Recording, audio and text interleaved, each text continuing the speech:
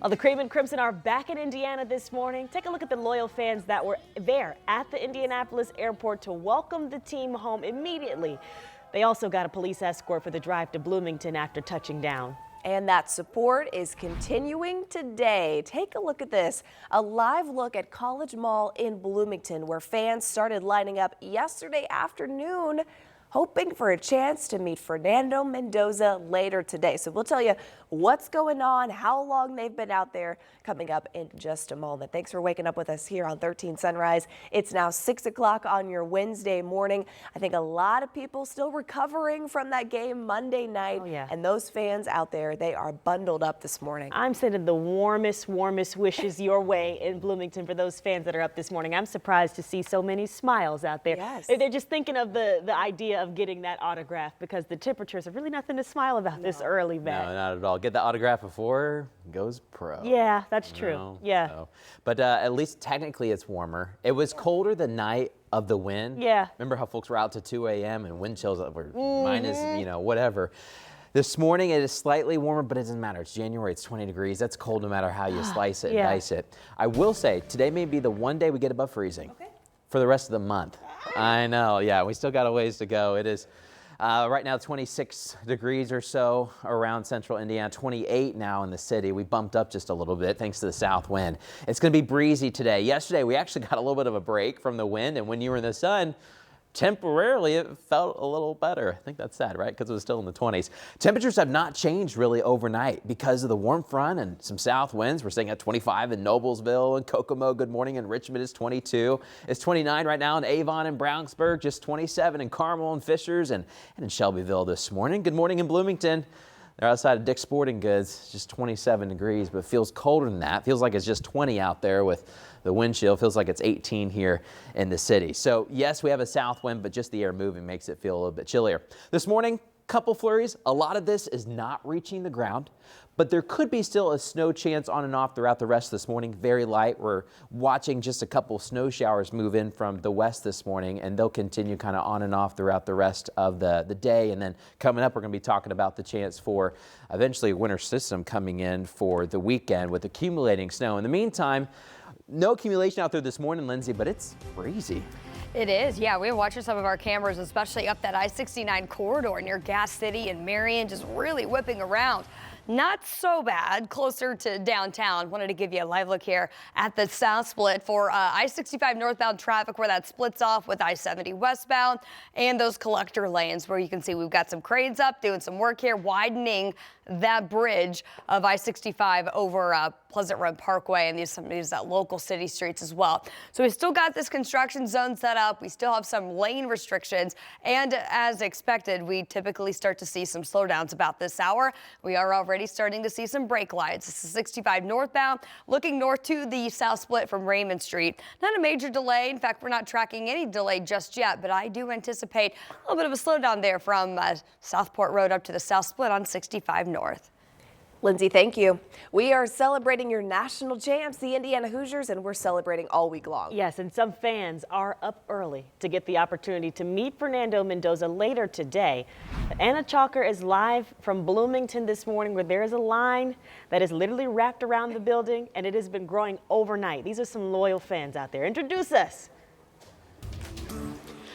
Ladies, the most loyal fan. So this has been my favorite spot of the whole time. We got some music bumping behind me. We've got pizza and we've got a gas fire because, of course, you got to stay warm in these temperatures. These have been my friends by the fire. We've been hanging out with them. Now, you've got the whole IU set up this morning. We chatted with them earlier. I mean, came with the gear. How are you feeling just being out here? I know you're freezing, but besides that part, I mean, how does it feel just being out here that you get to meet Mendoza? I'm super excited. This whole experience has been great. You know, bringing home the championship title is such a huge moment for IU and all of these fans who especially have been here when the stands were empty, and now the stadium is, you don't see an empty seat in sight. So it's great. It's a great all-around experience. And you don't see an empty seat anywhere here. We're going to turn around and show you the line, too. We're going to let them stay warm and get ready. I mean, just look at this. We've got tents. We've got heaters. We've got blankets. I know we've had kind of some customers, they were telling us when they were here yesterday afternoon, coming out and bringing blankets out for these guys that are sitting out here all night long. The line is wrapped all the way behind the building. I would say going to the Target that's behind the Dix, if you know this area well. So these people are ready to go. I know we've got some people just hanging out. We're going to chat with them in all spots of these lines this morning. But a big, exciting day out here getting to meet Mendoza. Those wristbands, they're going to start opening up about 9 o'clock this morning. So if you want to get out here, you might want to get out here soon because the first 250 spots, they're starting to close out here. Much love to the people in the back of the line. They're just as loyal, but I will be hanging out in the front with that fire. Yeah, and Anna, do like a rough count for us, okay? And we'll see you at 6:30 to see how things are going out there in just a few minutes. Thank you. All right, we're going to turn from the fans for just a little bit and go back to the team with a lot of questions about where the Hoosiers go from here, right? Fernando Mendoza is expected to announce soon that he will likely be heading to the NFL, where he could become the #1 pick in next year's draft. But this morning, Fernando's little brother and backup quarterback Alberto, he signed with Georgia Tech. He posted about this on social media overnight after entering the transfer portal yesterday. So Coach Cignetti and the Hoosiers did pick up former TCU quarterback Josh Hoover earlier this month. He's expected to take over for Mendoza. And this storybook ending isn't really an ending at all, actually just the start of a new chapter. And if you would like to continue this celebration, you can take a look back at this historic run on WTHR Plus. That's where you will find all of our post-game reaction following this giant national championship win, plus highlights from that title game and from throughout the season as well. That's streaming right now on WTHR Plus. Your time is 6:06. IndyGo here in Indianapolis just finished a new study tracking close calls at intersections all across the city. So cameras have been put up and they recorded these near misses and close calls, and they revealed which intersections are the biggest risk for people that are walking or riding. Marina Silva joins us live at one of those intersections. This was highlighted in the report. Tell us where you are this morning, Marina. Well, good morning. I told you guys we were going to go to where the busiest and where it had recorded the most near misses. We're here at 27th and MLK. I want to show you what this intersection looks like. And you see the cars behind me. Just in the few minutes we've been here, I can't tell you how many cars we've seen speeding by. So over the summer, IndyGo actually put up cameras. Those cameras were recording for 24 hours for near misses for walkers, bikers, and IndyGo riders. Perhaps this was one that was ranked most risky because of the busy bus stops, the speeding traffic, and the configuration of the road itself. Now IndyGo is taking a look at all this data and using it to make improvements for the new IndyGo Blue Line, as well as working with DPW to make changes on the streets like better lighting, traffic signals, and crosswalks. What we saw is that we really need to make sure that we show clearly to pedestrians where the best places to walk are, and that we make sure that we have the signals and in cooperation with DPW that we have the signaling right. The second most dangerous was actually not far from here. It was at 25th and MLK. This was paid for with help from a federal grant, and it's meant to help improve safety through better infrastructure, something that the mayor has emphasized is a top priority. Now, cameras were put up at 33 different intersections around Indianapolis. This was over the summer. Now, IndyGo is still deciding what to do with those results and making some of those safety improvements. Back to you, ladies.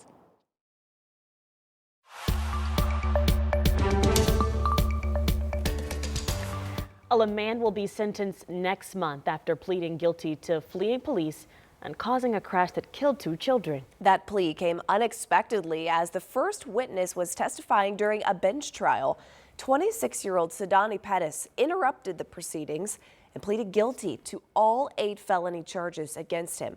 Pettis admitted he was driving a stolen car during a police chase last February when he crashed into an SUV that then caught fire. 3-year-old Eris and his 2-month-old sister Iris died from their injuries. The prosecutor tells 13 News that he will be asking for the maximum sentence of more than 70 years. The suspect in a 1993 murder in Indianapolis is now changing his plea to guilty. Dana Shepard was arrested in August of 2024 in Missouri for the rape and murder in the death of Carmen Van Huss. Police say advancements in DNA testing and information from genealogy databases led them to Shepard.